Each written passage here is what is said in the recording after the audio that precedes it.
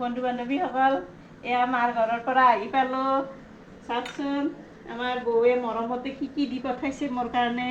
এয়া হেলেচি শাক সকলোৱে চিনি নাপায়।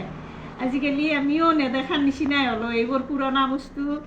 হেলেচি শাকটো, এয়া নৰসিংহৰ পাত, এইটো বাৰু চবতে থাকে।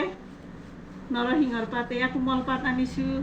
এয়া ঘৰৰ চজিনা, এয়া ক'লা কচু, বৰ সোৱাদ এইটো, বৰ মিঠা এইটো কচু খাবলৈ। ঠাৰি পাত সকলো খাব পাৰি ইয়াত। এই পাতবিলাক আমি হেৰি কৰি খাম ভাপত দি, আৰু ঠাৰিবিলাক চব্জি বনাই খাম। এয়া মূৰাও দিছে এটা ইয়াত টাবত ৰুই থ'বলৈ, ধুনীয়াকৈ মই ৰুই থ'ম।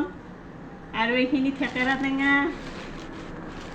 এইখিনি কিনি আনিছোঁ মই, আৰু বাকীখিনি আমাৰ ঘৰৰে, আমিতো ইয়াত খাব নাপাওঁ।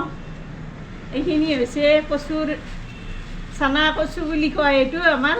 চানা কচুৰ মূৰা এনেকৈ দৰে শুকাই মানে সুঠি কৰি ঢেঁকীত পিচিছে। এইটো আমি মাছৰ মাথাৰ লগত খাৰ বনাই খাম।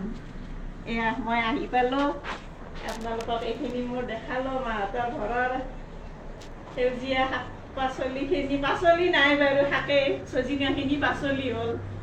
ঘৰৰ চজিনা আমি এইখিনি 2-3 দিনমান খাম আৰু মজা মাৰি।